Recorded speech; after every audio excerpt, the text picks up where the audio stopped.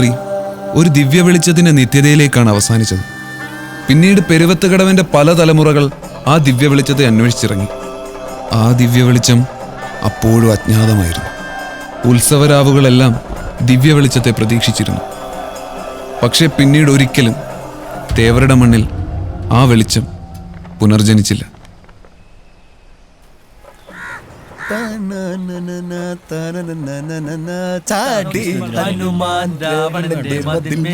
ആ ജോസേ, ഞാൻ കുറെ നാളായി ചോദിക്കാന്ന് വിചാരിക്കുന്നു.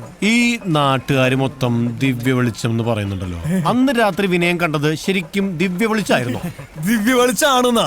ദിവ്യ വെളിച്ചം എന്ന് പറഞ്ഞിട്ടല്ലോ, ഭയങ്കര വെളിച്ചാണ്. കണ്ണൊന്നും കാണാൻ പറ്റില്ലായിരുന്നു. അത് ചെന്നിക്കുത്തല്ലേ? ചെന്നിക്കൊന്നും തന്നിട്ടല്ല.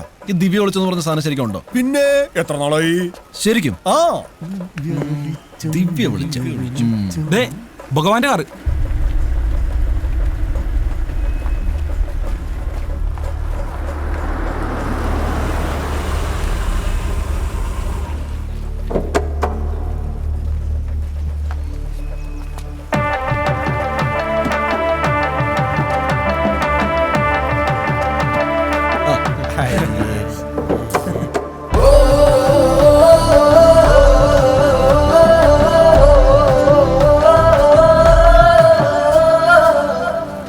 ട്രോഫി ഒറ്റയടിക്ക് കിട്ടി. വിനയ് എവിടെ?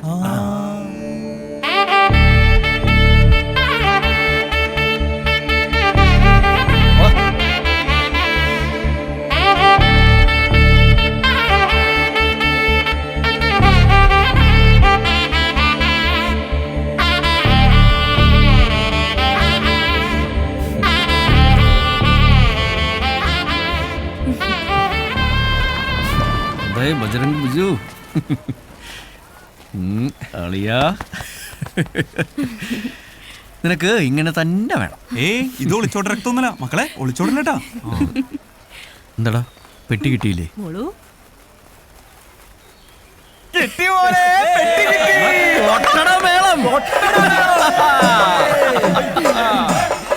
ദിവ്യ വെളിച്ചം കണ്ട മഹാനെ.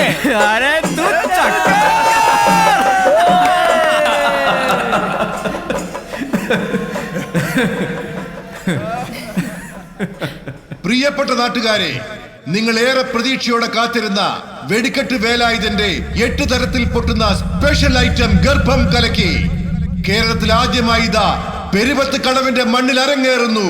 നിങ്ങളെ അത്ഭുതത്തിലാഴ്ത്തുവാൻ വെടിക്കെട്ട് വേലായുധന്റെ ഏറ്റവും ആകർഷണീയമായ വെടിക്കെട്ട് നമ്പർ 8 തരത്തിൽ പൊട്ടുന്ന ഗർഭം കലക്കി. ഒരു പ്രത്യേക അറിയിപ്പ്: പൂരപ്പറമ്പിലുള്ള ഗർഭിണികൾ, കുട്ടികൾ, മനക്കെട്ടിയില്ലാത്തവർ ദയവായി പൂരപ്പറമ്പിൽ നിന്നും മാറി നിൽക്കണമെന്ന് വിനീതമായി അപേക്ഷിക്കുന്നു.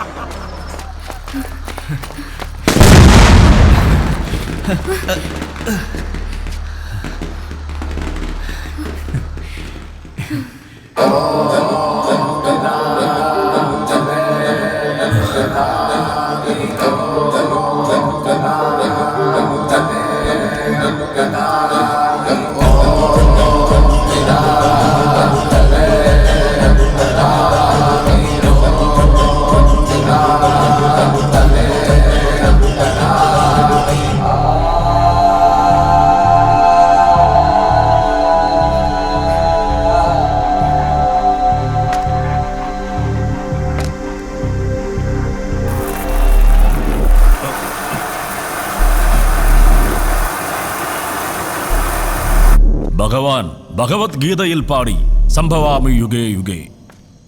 പക്ഷേ നിന്റെ കാര്യം ഈ ഭഗവാൻ തീരുമാനിക്കും.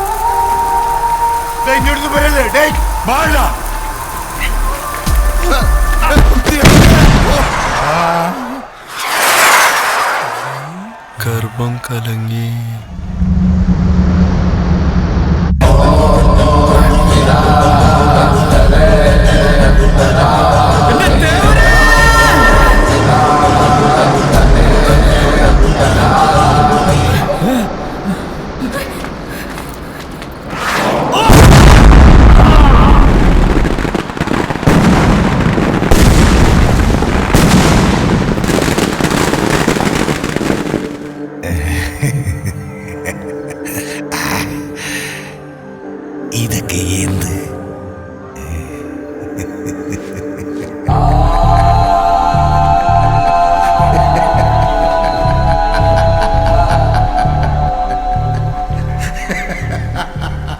തേവർ വെടിക്കെട്ട് വേലായുധനായി വന്നതാണോ അതോ വെടിക്കെട്ട് വേലായുധൻ തേവരായി വന്നതാണോ എന്നറിയില്ല. ആ വെടിക്കെട്ട് കാരണം വിനയന് തൻ്റെ ശ്രീദേവിയെയും പെരുവത്ത് കടവുകാർക്ക് അവരുടെ ടാക്കീസിനെയും തിരിച്ചു കിട്ടി.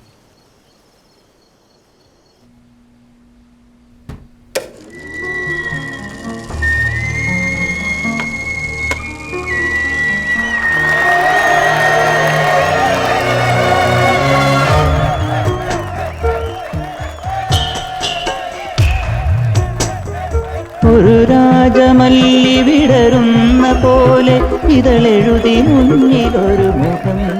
വർഷങ്ങൾക്കിപ്പുറം ശ്രീദേവി ടാക്കീസിൽ സിനിമ എന്ന അത്ഭുതം വീണ്ടും ഉദിച്ചു. പൊടി പിടിച്ച ഓർമ്മകൾ വീണ്ടും ഉയർത്തെഴുന്നേറ്റു. വിനയൻ ഇന്നും കാത്തിരിക്കുകയാണ് തങ്ങളുടെ ശ്രീദേവി ടാക്കീസ് മാധവേട്ടന് തിരികെ നൽകാൻ.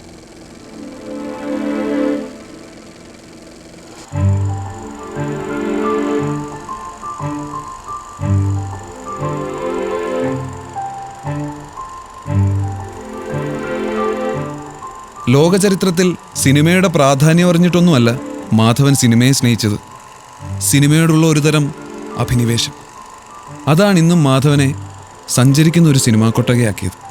വേരുകൾ പിതൃക്കളുടെ കിടപ്പറയിലേക്ക് ഇറങ്ങുന്നത് പോലെ സിനിമ ഇനിയും ഗ്രാമങ്ങളിലേക്ക് എത്തട്ടെ. നല്ല നല്ല സിനിമകൾ ഇനിയും ഉണ്ടാവട്ടെ.